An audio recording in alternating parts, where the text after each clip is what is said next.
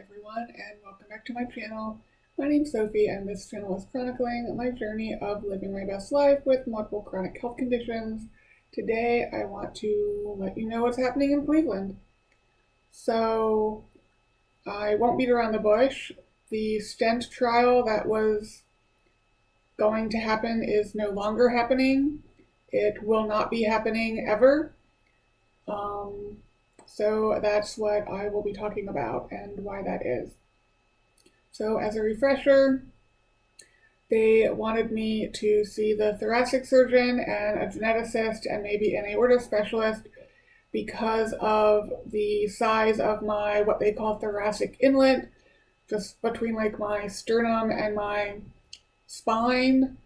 And my aorta was apparently, the wording in his note is prominent, and it could be contributing to the compression of the trachea in the front, but I thought my trachea was collapsing in the back, so that's confusing. I'll eventually get to ask him about that.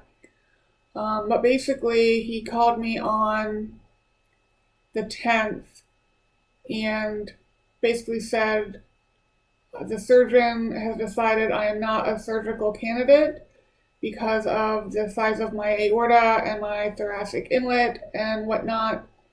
And because of that, it does not make sense to do the tracheal stent trial.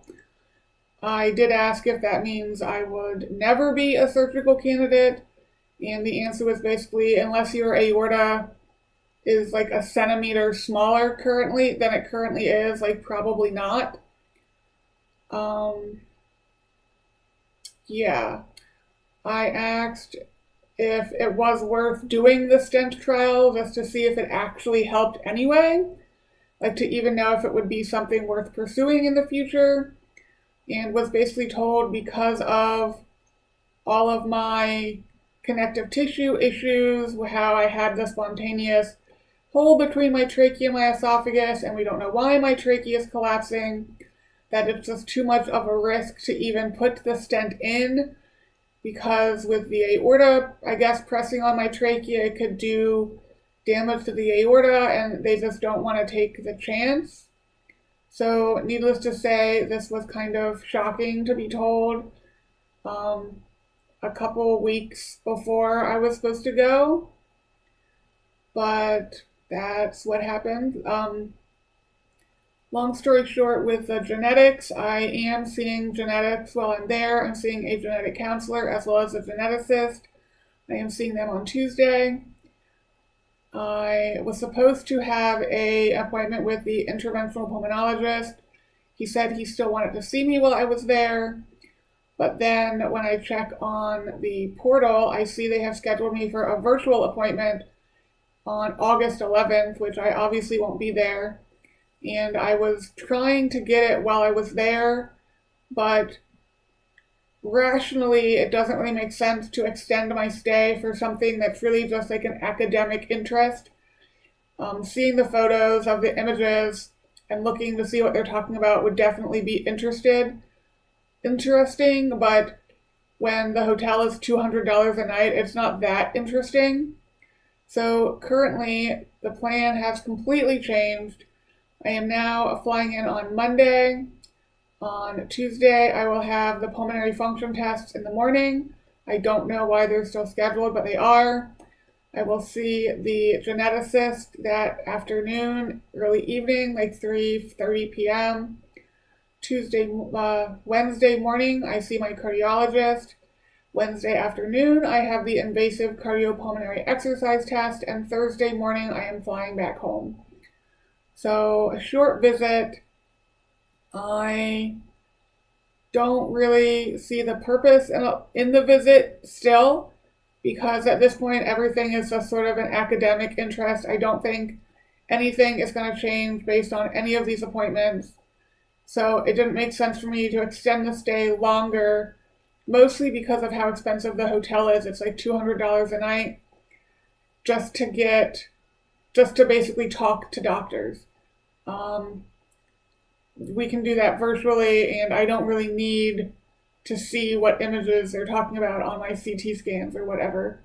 The stent trial is not happening. The surgery is not happening. They charted why that is. That's good enough. I don't need to spend $200 to satisfy my curiosity. But yes, so major change in plans for Cleveland Clinic. And as an aside, yes, it is hot here. It is currently like 79 degrees in this room. I have chills.